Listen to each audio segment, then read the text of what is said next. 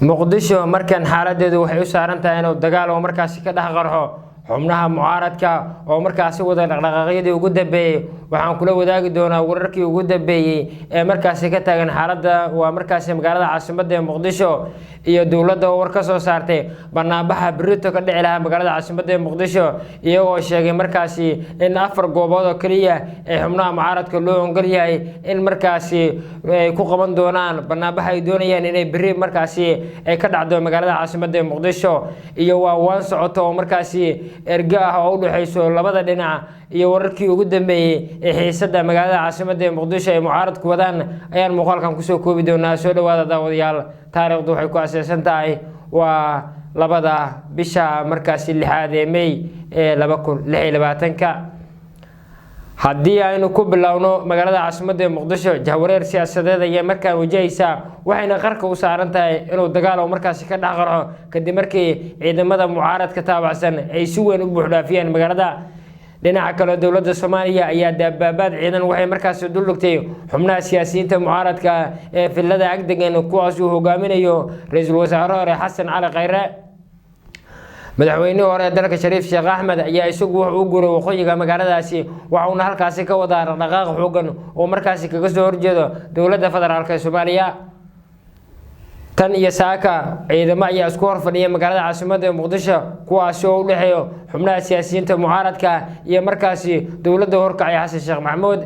wixii inta ka dambeeyay waan ayaa markaasi gelinkii dambe ee maanta bilaabatay waxaana la doonayaa in lagu soo afjaro ama la isku soo dhaweeyo xubnaha siyaasiyiinta mucaaradka ee markaasi sida weyn uga soo horjeeda dowladda federaalka Soomaaliya waan oo markaasi ergo uu soo diray madaxweynaha hore ee madaxweynaha Soomaaliya Xasan Sheekh Maxamuud ayaa waxay gaareen hotel ay markaasi uu deganaa madaxweynaha hore ee dalka Shariif Sheekh Axmed dhinaca kalena ergo ka socota waa markaasi madaxweynaha toddobaad ee Jamhuuriyadda Kumeelgaarka Shariif Sheekh Axmed ayaa iyaguna waxay gaareen halkaasi iyadoo rajo xumo laga muujinayo in markaasi ay waantu ku soo dhamaato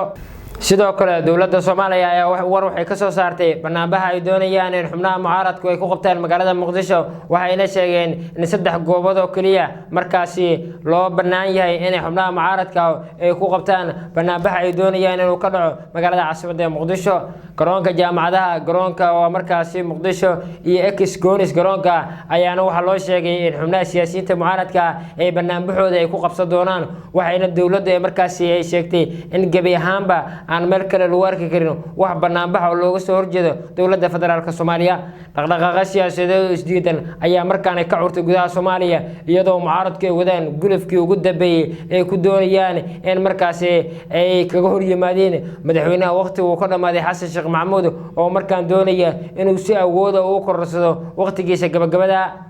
sidoo kale kulan oo Xasan Sheekh Maxamuud madaxweynaha Soomaaliya ula qaatay odayaasha dhaqanka waxa uu kala hadlay in markaasi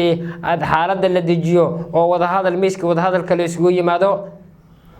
dhinaca kale xubnaha siyaasiyiinta mucaaradka ayaa iyagu waxay wadaan dhaqdhaqaaqyadii ugu dambeeyay ku doonayaan inay markaasi ay ku soo bandhigaan waa barnaamijka ay doonayaan inay birita si weyn uga qabsadaan magaalada caasimadda ee muqdisho